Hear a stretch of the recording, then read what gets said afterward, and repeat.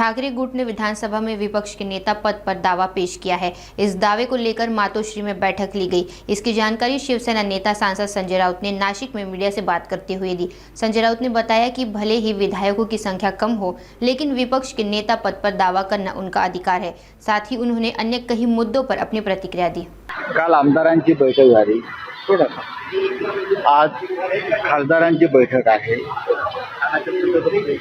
कारण उद्यापासून विधानसभेचं अधिवेशन आणि साधारण 8 दिवसांनी लोकसभेचं अधिवेशन म्हणजे संसदेचं अधिवेशन।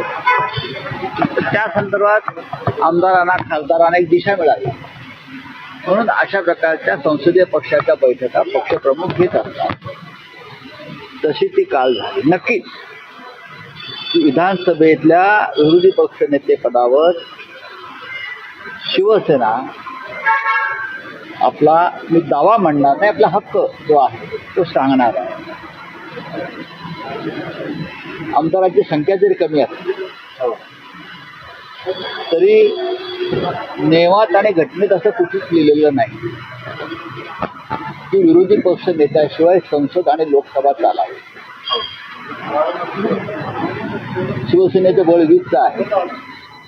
याआधी यापेक्षा कमी संख्या असतानाही विरोधी पक्ष नेतेपद अनेकदा मिळालेलं आहे। आमचा एकत्रित संख्या साधारण 50च्या वर आहे।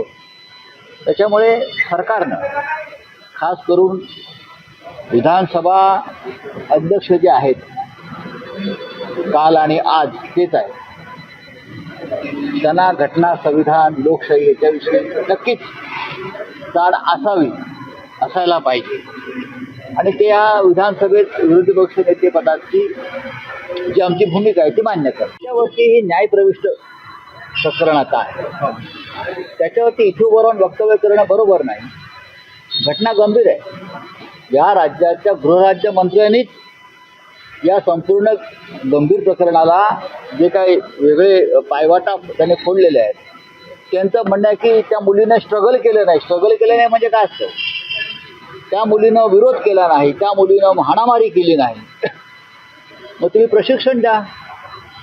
बलात्कार करणाऱ्या मुलींनी त्यांच्यावरती ही अत्याचार होतोय, मग तुम्ही त्यानुसार जागरूक करावे, तुम्ही काय केलं पाहिजे आणि काय नाही केलं पाहिजे। एक पाशवी माणूस एका अबलेवर अशा प्रकारे अत्याचार करताना तुम्ही त्या मुलीकडनं का अपेक्षा करताय?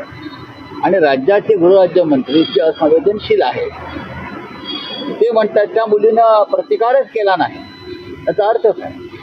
दुर्दैव आहे की असे मंत्री राज्याला मिळालेले आहेत।